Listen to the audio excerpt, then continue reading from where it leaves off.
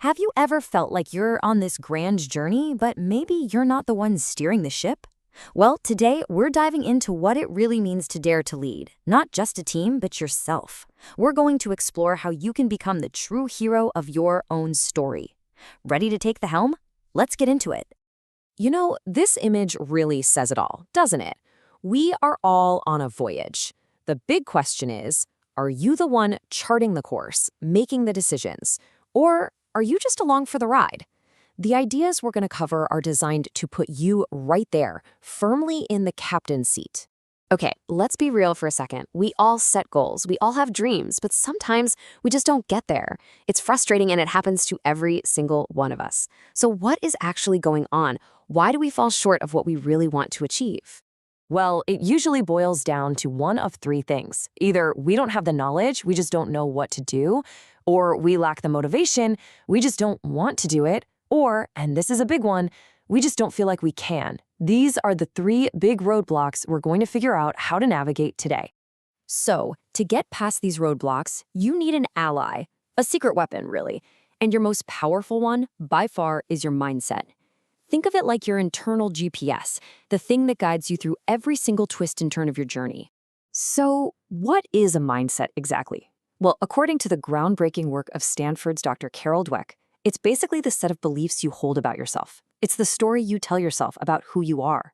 And that story, it shapes absolutely everything: how you think, how you feel, and how you act. Dr. Dweck found that we tend to fall into one of two mindsets. With a fixed mindset, you believe your talents are set in stone. You're either good at something or you're not, and that's the end of it. But with a growth mindset, you believe your abilities can be developed. You see challenges not as threats, but as opportunities to get better. It's the difference between saying, I can't do it, and saying, I can't do it yet. And that little word, yet, is where the magic happens. Dr. Dweck actually talks about a school that stopped using the grade fail and instead started using not yet. Imagine that. That one tiny change completely transformed how students saw their own potential. It turned what felt like a dead end into just another step on the path. All right, so now that we've got our compass, our mindset, let's talk about the engine of our ship. This is about understanding your natural thinking style. It's like knowing what kind of fuel your engine runs on most efficiently. It's all about working with your brain instead of constantly fighting against it. And you have to hear this. It's absolutely mind-blowing. Research by Dr. Catherine Benziger shows that when you're using your brain's natural, preferred way of thinking, it uses 100 times less oxygen. 100 times. That explains everything, right? It's why some tasks leave you feeling totally drained, while others make you feel energized, like you could go on all day. Okay, so there are four main thinking styles. First up, we've got the analyst, based in the frontal left part of the brain. If this is you, you thrive on logic, you're goal-oriented, and you're decisive. You're the person who cuts through the noise with critical thinking. Then we have the visionary over in the frontal right. These are our innovators and our dreamers. They think in metaphors, see the big picture, and are always asking, what if? They're the ones who imagine entirely new possibilities. Down in the basal left, we find the organizer.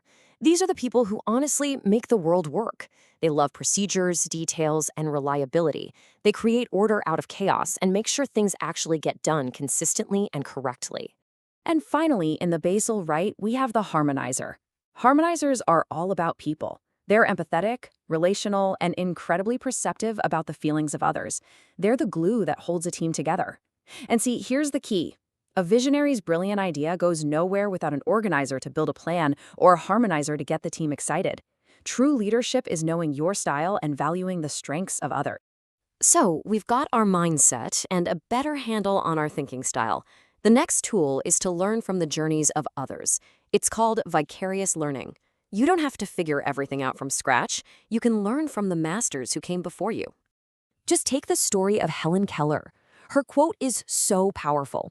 She saw herself as just a mass of possibilities.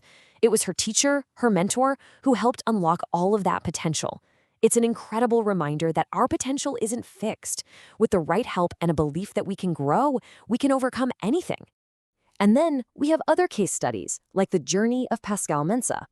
By looking at a life like his, the unique challenges he faced, the decisions he made, we find lessons for our own path. His story becomes another map we can use to navigate our own journey of self-discovery. Okay, this is where we bring it all home. It's time to put all of these pieces together. We've talked about mindset, thinking styles, and learning from others. Now, let's use these tools to chart your own personal map. So, what's your strategy? It's a pretty straightforward process. First, really dig in and discover your unique natural talents. Then, take a hard, honest look at your career or your life path. Does it align with your natural preferences? Does it let you be you? If not, it might be time to adjust your course. Start organizing your life to spend more time building on those strengths, the things that energize you, and less on the things that drain you. The thing is, your journey has already begun. You now have the tools, the compass of mindset, the engine of your thinking style, and the maps from those who've sailed before. The only thing left to do is to dare to lead. So what will you discover?